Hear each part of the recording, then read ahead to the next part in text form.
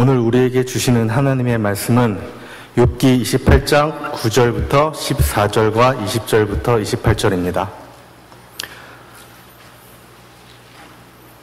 먼저 9절부터 14절입니다. 사람이 굳은 바위에 손을 대고 산을 뿌리까지 덮으며 반석의 수호를 털어 각종 보물을 눈으로 발견하고 누수를 막아 스며 나가지 않게 하고 감추어져 있던 것을 밝은 데로 끌어내리느니라. 그러나 지혜는 어디서 얻으며 명철이 있는 곳은 어디인고 그 길을 사람이 알지 못하나니 사람 사는 땅에서는 찾을 수 없구나. 깊은 물이 이르기를 내 속에 있지 아니하다 하며 바다가 이르기를 나와 함께 있지 아니하다 하느니라. 20절부터 28절입니다. 그런즉 지혜는 어디서 오며 명철이 머무는 곳은 어디인고 모든 생물의 눈에 숨겨졌고 공중의 새에게 가려져 있으며 멸망과 사망도 이르기를 우리가 귀로 그 소문을 들었다 하느니라. 하나님이 그 길을 아시며 있는 곳을 아시나니 이는 그가 땅 끝까지 감찰하시며 온 천하를 살피시며 바람의 무게를 정하시며 물의 분량을 정하시며 비 내리는 법칙을 정하시고 비구름의 길과 우레의 법칙을 만드셨습니다. 그때 그가 보시고 선포하시며 굳게 세우시며 탐구하셨고 또 사람에게 말씀하셨도다. 보라, 주를 경외함이 지혜요 우리 악의 떠남이 명철이라. 이 말씀은 살아계신 하나님의 말씀입니다. 오늘 저희들이 계속해서 살아계신 하나님 알아가기라고 하는 제목으로 말씀 나눕니다. 하나님의 아름다움, 하나님의 의, 그리고 오늘은 하나님의 지혜입니다. 세 가지 말씀 정도를 보겠습니다. 지혜의 중요성, 그리고 하나님께만 속한 지혜, 그리고 하나님을 바라는 것이 지혜의 근원, 이 세 가지로 말씀을 나누도록 하겠습니다.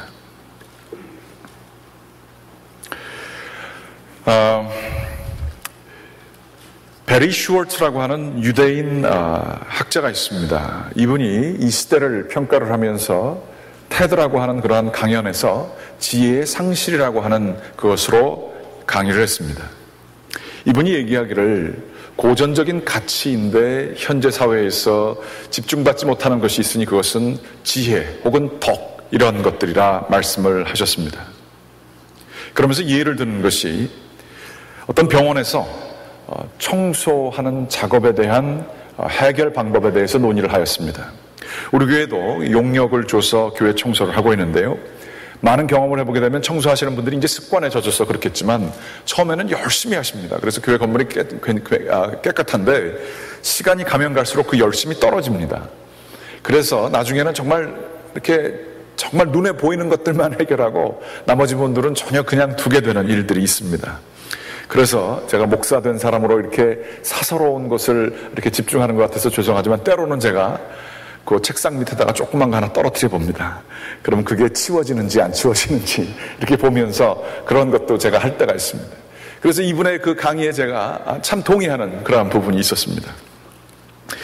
이러한 일이 있게 될 때 사람들은 어떠한 이 용역업체들을, 이 청소하는 분들을 관리를 할 것이냐, 이게 사람에 대한 진실을 다루고 있는 문제지요.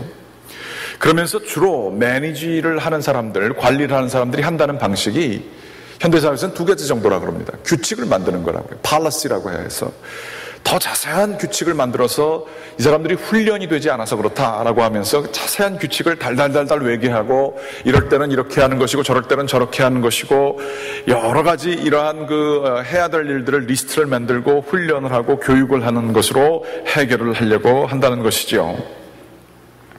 혹은 그에 반대되는 것으로 그렇게 해서 채찍이 있다고 한다면 당근을 주면서 인센티브를 주는 겁니다. 돈을 더 많이 주고 이러한 것들을 잘하게 됐을 때 보너스를 주고 하면서 사람들을 격려해보자. 이러한 방식으로 사람들을 매니지한다고 하는 것입니다. 그런데 그렇게 아무리 하여도 문제가 해결되지 않을 수 있다는 것입니다. 가장 중요한 것은 무엇인가? 그것은 바로 지혜 혹은 덕이라고 하는 항목이라 하는 것입니다.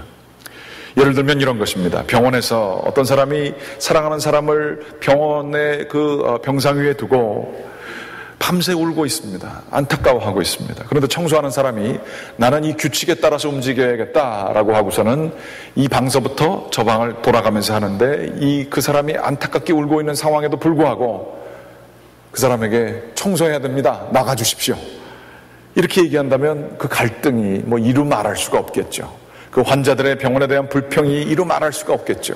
그러나 청소하는 사람들은 이렇게 강하게 규칙으로만 얘기를 한다고 한다면 나는 룰에 따라서 움직였습니다. 울건 말건 내 할 일 내가 하지 않으면 안 되는 거 아닙니까? 당신들이 시켰으니까 나 이렇게 했습니다라고 하면서 무언가를 빼사가 버리는, 억지로 일하는, 그래서 더 많은 불평을 만드는 일들이 많이 있다는 것입니다.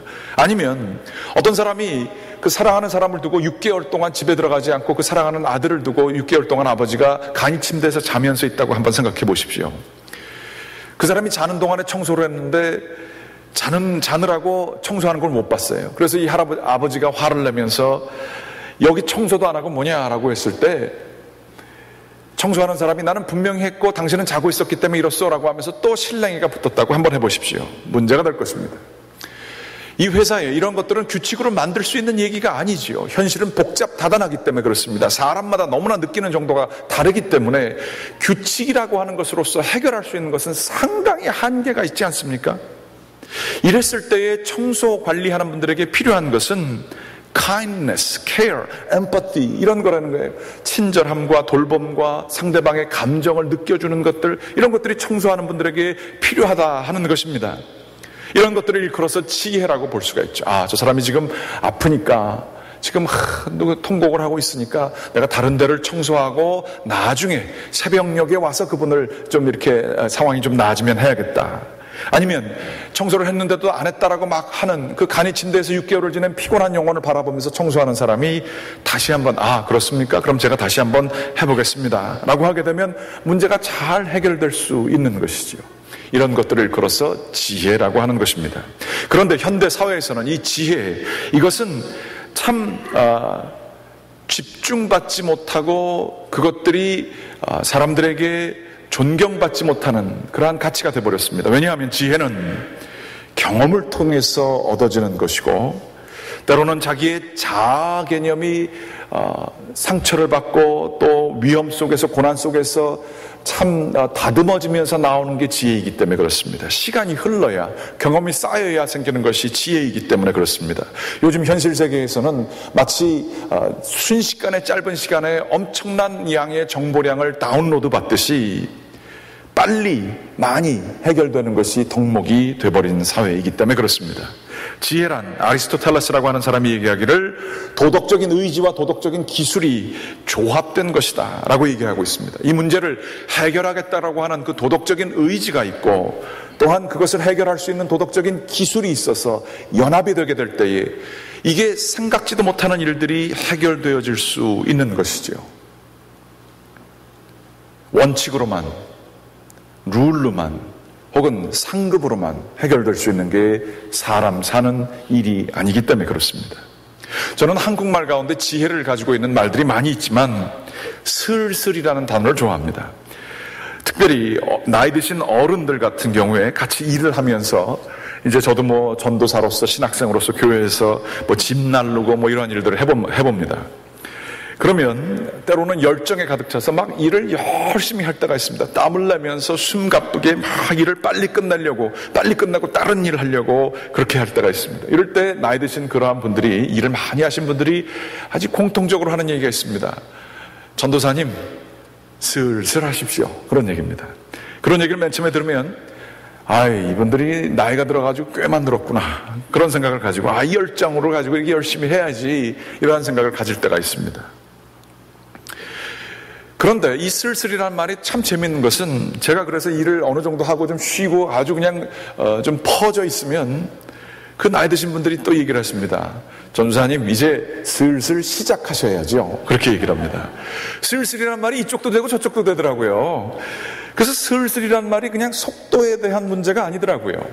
시중이라고 하는 말이 있듯이 정확한 시간에 정가운데에 맞는 타이밍에 맞게 행동하는 게 그게 바로 슬슬이라는 말 속에 들어가 있구나라고 하는 참 지혜가 있는 말이라 이렇게 보게 됩니다.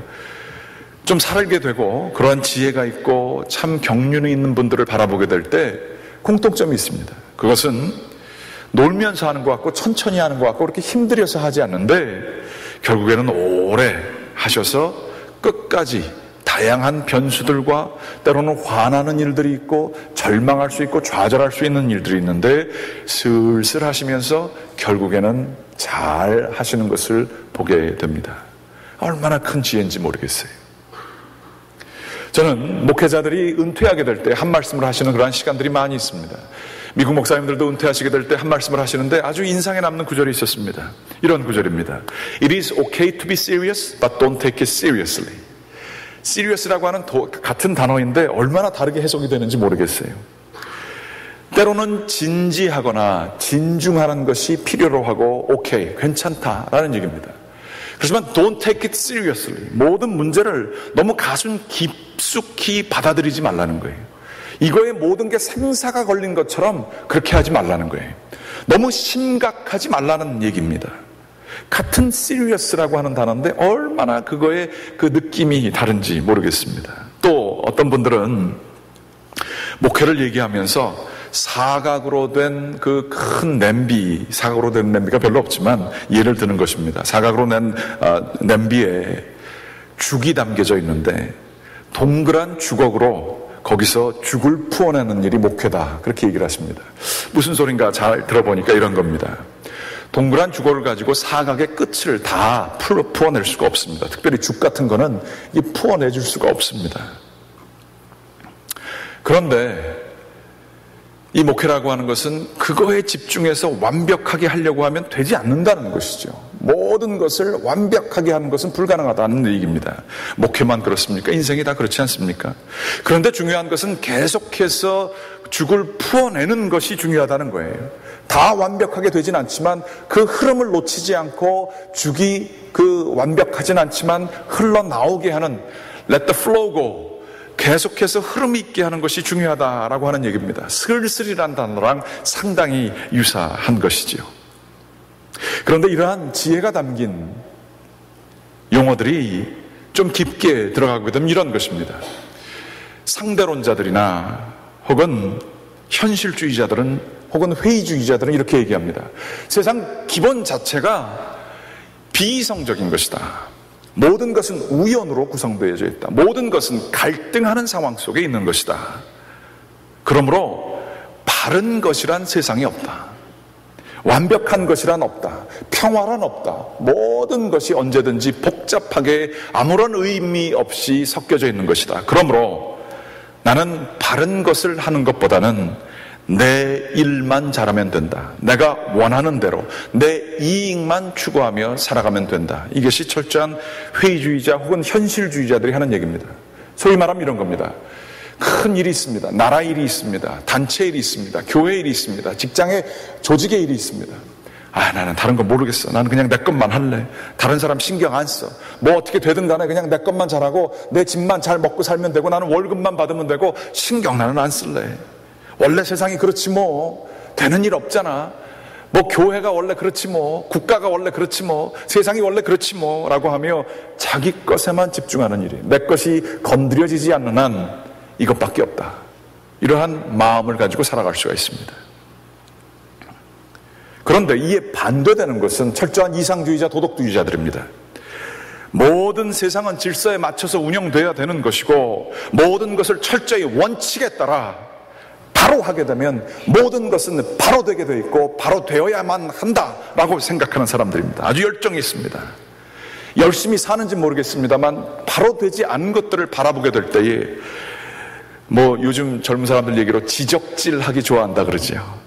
남 틀린 거 잡아내가지고 족치는데 은사를 받은 사람들이 있어요. 자기만 피곤한 게 아니에요. 옆에 사람도 피곤하게 합니다. 분위기를 아주 어둡게 합니다.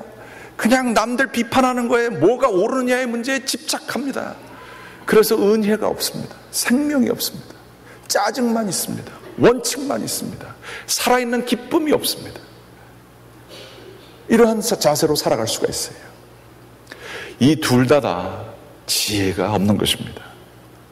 이상주의자들을 이러한 도덕주의자들은 현실을 비판하면서 비판하는 데서 끝나고 혹은 그것만을 가지고 참 아파하면서 다 세상은 썩었어라고 하면서 비판하고 그리고 끝날 때가 있어요. 성숙하지 않은 것입니다. 혹은 현실에 안주하면서 현실은 다 그런 거야 라고 하면서 안주하는 삶, 여기에는 참 그 열정이 참 바른 것에 대한 그것이 없습니다. 성숙은, 지혜는 현실과 이상의 두 줄을 놓지 아니하고 내면으로는 찢겨나가는 것 같고 감당할 수 없고 이해되는 것들이 이해가 되지 않는다 해도 그 긴장을 놓치지 않고 살아가는 것, 그런 사람들이 가정을 살립니다. 그런 사람들이 조직을 살립니다. 그런 사람들이 교회를 살립니다. 그런 사람들이 나라를 살립니다. 이들에 의해서 이상 바른 것에 대한 그 자국과 그런 것들이 희망을 일으키게 돼 있습니다. 현실주의자나 모든 것에 대해서 비판하는 사람을 통하여 무엇이 현실로 이루어지는 것은 별로 없습니다. 실망되고 좌절되고 분노되는 일이 있다 할지라도 끝까지 나아가는 인내, 이것이 바로 지혜인 것입니다. 성경은 이런 의미에서 이러한 지혜의 말씀으로 가득 차 있습니다. 잠언에 보게 되면 일하는 것과 부의 관계, 의롭게 사는 것과 축복을 받는 것의 관계가 아주 긴밀하게 연결되어 있습니다. 열심히 일하면 부를 얻게 될 것이다. 의롭게 살면 주님이 축복하게 될 것이다. 아주 일반적인 맞는 얘기지요. 그렇지만 언제나 맞는 얘기는 아니지 않습니까? 마치 그런 것처럼 성경에서는 전도서에 보게 되면 모든 일들이 헛되도다. 얼마나 헛되면 4번이나 얘기합니다. 보통 3번으로 끝나는데, 그러면서 모든 것이 헛된 걸 얘기하는 거예요. 그렇게 수고하는 것 자체가 무슨 소용이 있겠느냐. 혹은 시편에 보게 되면 3분의 1 정도는 열심히 일하고 주님의 뜻을 따라 쫓아가는 사람들, 주님께서는 찬양을 받을지어다, 이러한 축복을 주시는 분이시여 라고 하면서 그런 걸 찬양해요. 그런데 나머지 3분의 1은 말이죠, 라멘테이션이에요. 하나님한테 컴플레인 하는 거예요. 하나님, 이게 뭡니까? 내가 바르게 살아왔는데 지금 이렇게 내 기도를 들어주시지 않으니 이게 뭐 하는 겁니까? 시편에 그런 내용이 3분의 1이나 되는 거 혹시 아십니까? 읽어보신 분은 아시죠? 성경에 하나님 욕하는 거로 그냥 3분의 1이 차 있어요. 시편에. 이 두 가지 얘기가 어떻게 공존할 수 있습니까? 그런데 성경에는 공존합니다. 열심히 수고하여 축복을 받게 된다. 그렇지만 성경은 또 같은 입으로 그러나 열심히 수고한 것도 억압적인 상황과 예기치 못하는 상황에서 모든 것을 잃어버리게 된다라고 얘기를 하고 있습니다. 그러면서 결론적으로 이 성경이 가르치는 것은, 이 두 가지 이야기가 가르치는 것은 하나님을 가르칩니다. 하나님께서는 이 모든 것을 감찰하고 계시고 하나님께서는 이 모든 것을 아신다라고 얘기합니다. 두 번째, 참된 지혜는 하나님께만 속해져 있다. 그렇습니다. 하나님이 만드신 이 세상은 하나님께서 만드신 질서가 있습니다. 그것들을 우리가 어느 정도 알 수가 있습니다. 내가 하나님이 만드신 질서를 알 수 있는 것은 내 속에 하나님이 이성을 주시고 나에게 어떠한 질서가 잡힌 생각을 주셨기 때문에 그 코드가 맞아서 이런 질서가 있구나, 이런 것들을 우리가 알아갈 수가 있습니다. 그런데 문제는 나의 이 이성이, 나의 생각하는 이 질서가 한계가 있다는 사실이에요. 진정한 질서와 진정한 모든 그런 운영되는 이 방식은 하나님께만 속한 것이라 내가 충분히 이해할 수 없다는 사실이에요. 오늘 말씀을 봅니다. 20절에 보게 되면 지혜는 어디서 오며 명철이 머무는 곳은 어디인고 모든 생물의 눈에는 숨겨졌고 공중의 새에 가려졌으며 멸망과 사망도 이르기를 우리가 귀로 그 소문은 들었다 하느니라. 이거를 쉽게 얘기하면 이런 거예요. 어디에 참된 지혜가 있느냐 말이에요.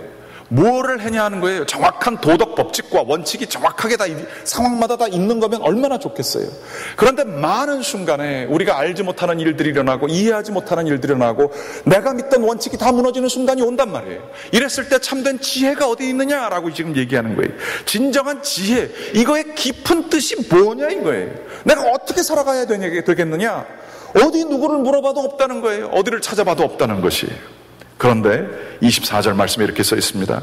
하나님은 그 길이 있는 곳을 아시나니 이는 그가 땅끝까지 감찰하시며 온 천하를 살피시며 바람의 무게를 정하시며 물의 분량을 정하시며 비 내리는 법칙을 정하시고 비구름의 굴과 우레의 법칙을 만드셨습니다.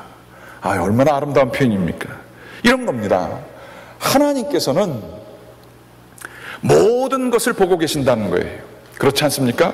책 한 권만 읽은 사람이 가장 무식하고 용감하다, 그런 얘기를 하잖아요. 위험하다, 그러지 않습니까? 한 권만 읽고 그거 하나만 생각하는 거예요. 그래서 그걸로만 다 재단하는 거예요. 그러나 참된 지혜가 있는 사람은 경험이 많고 많은 것을 경험하지 않습니까? 하나님께서는, 조금 어려운 말입니다만, 공시적으로 시간에 있어서 한 시간의 전체를 다 바라보실 수 있는 분이세요. 그러나 하나님은 또한 통시적인 분이세요. 시간의 처음서부터 끝까지를 다 보시는 분이세요. 지혜는 이렇게 많은 것을 보는 사람에게 있지 않습니까?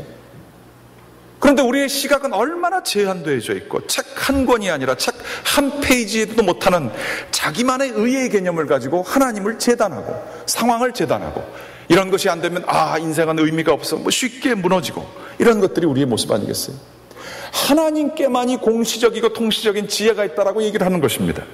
또한 두 번째로, 하나님께서는 누구신가? 천지를 창조하시고 이 세상의 법칙을 제정하신 분이에요. 한 나라의 헌법이 있듯이 하나님께서는 이 모든 세상의 질서를 제정하신 분, 천하를 살피시며 바람의 무게를 정하시고 물의 분량을 정하시고 비 내리는 법칙을 정하시고 비구름의 길과 우레의 법칙을 만드셨습니다.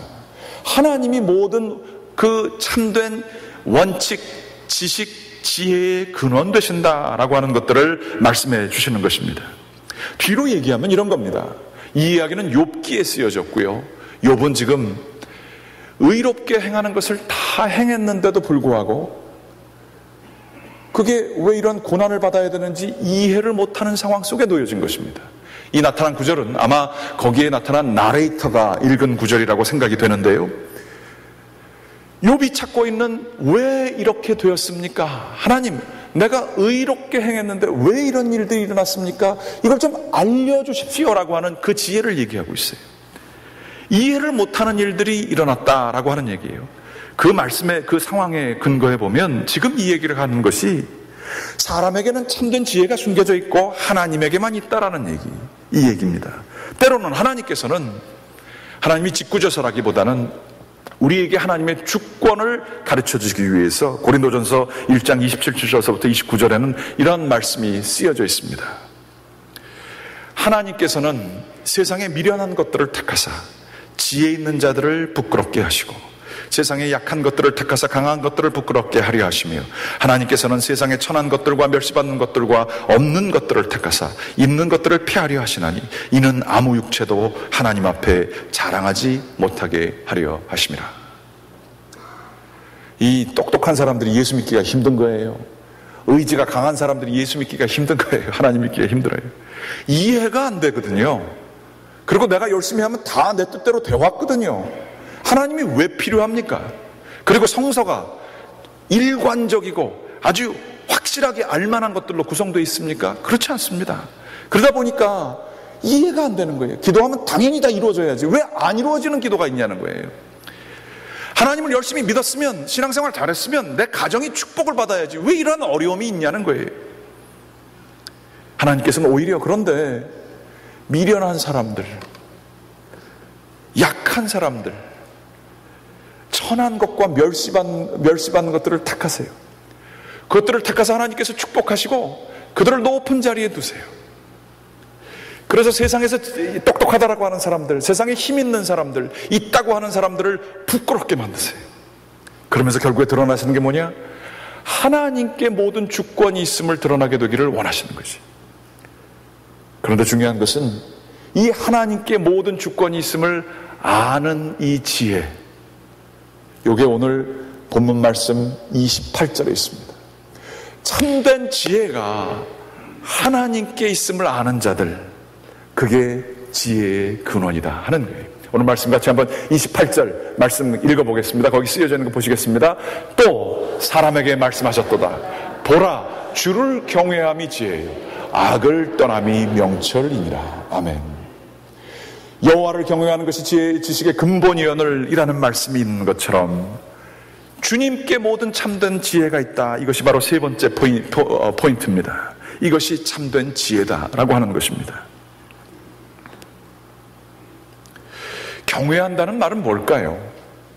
그 전에 잠깐 말씀을 드리면 인간의 지혜는 한계가 있다. 하나님께만 무한한 지혜가 있다. 이러고 끝나면 우리는 참 허무합니다. 그렇지 않으세요? 당연한 거죠. 우리는 유한하니까 우리의 지혜에 한계가 있고 하나님은 무한하신데, 그런데 하나님의 지혜는 우리가 알 수가 없어요. 그러면 허무하잖아요. 그런데 이것을 연결해 주는 게 이 말씀이에요. 여호와를 경외하는 것이, 무한하신 지혜의 근본 되신 그분을 경외하고 나의 것은 내려놓는 것이 지혜다. 이 말씀이 저희 오늘 말씀의 핵심인 것이에요. 경외한다는 것은 무엇입니까? 경외한다는 것은 마냥 두려워하고 겁내하는 게 아닙니다. 시편 130편 4절 말씀에 보게 되면 이런 말씀이 쓰여져 있습니다. 그러나 사유하심이 주께 있으면 주를 경외하게 하심이니이다. 이 사유하심이란 말이 굉장히 어려운데요. 이게 뭐냐?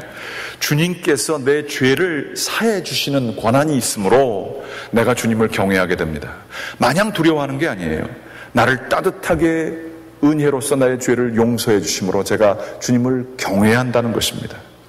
경외한다라고 하는 이것은 두려워한다, 무서워한다, 어쩔 줄 몰라 한다가 아니라 하나님의 그 광대하심과 하나님의 그 놀라우심, 그 크심, 그 깊으심, 그 세밀하심, 이것에 대해 압도당하는 걸 의미해요. 감탄하는 걸 의미합니다.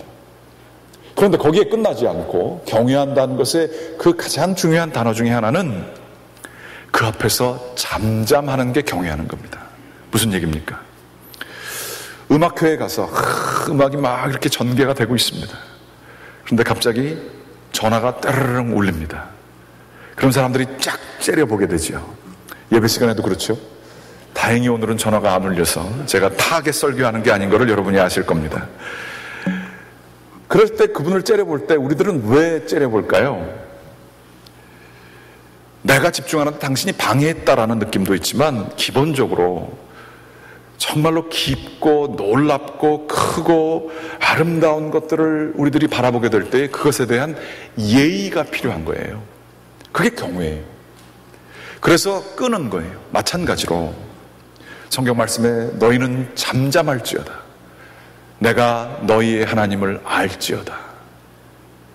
잠잠하지 않으면 내 생각을 끄고 내 들끓는 마음을 끄고 내 인간적인 열정을 끄고 잠잠하게 주님의 그 광대하심과 놀라우심과 세밀하심과 놀랍게 역사하시는 신비로우심을 내가 끄지 않으면, 잠잠하지 않으면 그 경외하지 않는 거예요. 바로 잠잠해할 줄 아는 게 경외하는 것이고 바로 그것이 지혜의 근원된다라고 하는 말씀입니다. 무슨 얘기입니까? 내가 가지고 있는 생각과 내 느낌과 내 감정과 열정이 참된 것을 못 보게 하는 것을 알고 나를 내려놓을 줄 아는 게 지혜의 근본이고, 그렇게 될 때에 주님의 음성을 듣게 된다라고 하는 이야기인 것입니다. 욥이 이 상황 속에서 바로 그런 것을 보는 것이죠. 어떻게 내가 의롭게 살고 열심히 살았는데 나에게 이런 아픔이 옵니까? 불 끄는 이 열정을 아무도 끌 수 없었어요. 주님, 이게 뭡니까? 말이 돼야잖아요. 말이. 어떻게 내가 이런 상황 속에 놓여질 수 있어요? 주님께서 축복하신 줄 알았는데 어떻게 우리 가정 속에 이런 일이 일어날 수 있습니까? 주님을 믿었는데 그렇게 열심히 기도했건만 내 삶이 지금 이게 뭡니까? 메스 아닙니까? 하나님 살아계시다며요. 하나님께서는 내가 보니까 아무것도 아닌데요. 세상 사람의 지혜보다도 못한데요. 세상 사람들의 의학보다도 못한데요. 기도? 아무것도 없는 주술행위 아닙니까? 혹은 내 삶 속에 이게 도대체 뭡니까? 주님을 믿는 자에게 축복이 있다며요. 이거 뭡니까? 이러한 마음이 우리 가운데 들끓게 있다는 거예요. 그러나 이것을 잠잠히 하고 여호와 하나님, 경외하는 그 하나님 앞에 나를 끄고 그분 앞에 잠잠히 있을 수 있는 것. 현실주의자, 상대주의자처럼 원래 종교란 다 그런 거잖아. wishful thinking이잖아. 하나님이 어딨어? 그냥 참 잘 믿어보려고 인간들이 만들어낸 그러한 거지. 현실주의자, 상대주의자들. 혹시 이분들 신앙생활 하시면서도 그러한 마음이 저희 가운데 많이 들어오지 않습니까? 하나님 뭐 믿는 게 그런 게 어딨어? 그냥 교회 그냥 놀러 나가는 거지. 애 키우려고 나가는 거지. 현실주의자. 안주하는 사람들이. 그러나 열심히 믿었던 사람들이 신앙의 어려움을 닥치고 욥의 고난과 같은 것을 닥치게 될 때에 그들은 그의 들끓는 마음을 해결하지 못하고 하나님 나를 치유해 주셔야 합니다. 하나님 이거 안 해주시면 하나님 가짜입니다. 하나님 이거 뭡니까? 하나님 나를 배반하셨습니다. 하나님 이거 어떻게 이럴 수 있습니까? 라고 하면서 분노 속에 절망 속에 Why me? 이것을 외치면서 살게 되는 거 아니겠어요? 마치 돌아온 탕자의 그 큰 형이 아버지에게 그랬던 것처럼 이게 뭡니까? 이치에 안 맞지 않습니까? 그러나 참된 지혜가 있는 자들은 누구입니까? 하나님, 제가 이거 이해 못하겠어요. 왜 이런 일이 일어나는 거예요? 감당하지 못하겠어요. 그러나 내가 생각하는 것은 한계가 있고 하나님의 길은 내가 모르는 길이지만 주님께 참된 길이 있음을 믿습니다. 겸손하게 주님 앞에 순종하는 자세가 바로 하나님을 아는 길입니다. 하나님은 있으시고 나는 없다. 바로 하나님께는 내가 정확히 모르지만 정말로 광대하신 그것이 있음을 믿고 순종하는 것. 이 믿음의 행위가 참된 지혜, 주님을 아는 행위라 하는 것이에요. 이것이 어렵죠. 굉장히 어렵습니다. 얼마나 어렵습니까? 순종 누구한테 순종합니까? 이해가 안 되는데, 머리로 말이 안 되는데 어떻게 순종합니까? 거기서 이거 어려운 것 같습니다. 그러나 이것에 참된 우리가 따르실 분 되시는 분은 우리 주 예수 그리스도십니다. 예수 그리스도는 이 세상에 오셨을 때에 하나님과 동등됨을 취하지 않으시고 이 세상에 오셨습니다. 그러나 그의 인간적인 면 때문에 또한 이해할 수 없는 이 많은 일 때문에 예수님도 기도하시면서 땀방울이 핏방울이 되듯이 안타까워하시면서 기도해 주셨습니다. 그러나 그 주변에 있는 사람들은 아무도 이해하지 못했습니다. 내 고통을 누가 이해하겠습니까? 잠만 자고 있는 거예요. 관심 있는 척하지만 아무 관심이 나에겐 없어요. 혼자 예수님은 힘들어하며 싸우셨습니다. 이 잔을 나에게서 좀 피하게 해주십시오. 이거 감당할 수 없습니다. 엘리 엘리 라마 사박다니 나의 하나님 어찌하여 나를 버리시나이까? 하나님께 외치며 얘기합니다. 힘듭니다, 주님. 그러나 우리 주 예수 그리스도는 참된 하나님을 아시는 분이셨습니다. 그리하여 그의 지혜를 구하며 내 뜻대로 마옵시고 주의 뜻대로 하시옵소서. Thy will be done. 주님을 진정으로 알기 때문에 그는 순종하셨던 것입니다. 원하고 기도드립니다. 혹시 여러분의 가정 속에, 여러분의 일하시는 속에, 마음 속에 불편함이 있고 오랜 기도를 드렸지만 해결 안 되는 것이 있으십니까? 주님께 맡기십시오. 살아계신 주님을 내 머리로 이해하지 못하지만 믿음으로 그분을 신뢰하고 그분의 지혜에 의지하시는 저와 여러분들 되시기를 주님의 이름으로 간절히 기원합니다. 다 같이 일어나셔서 찬송 366장 부르시겠습니다.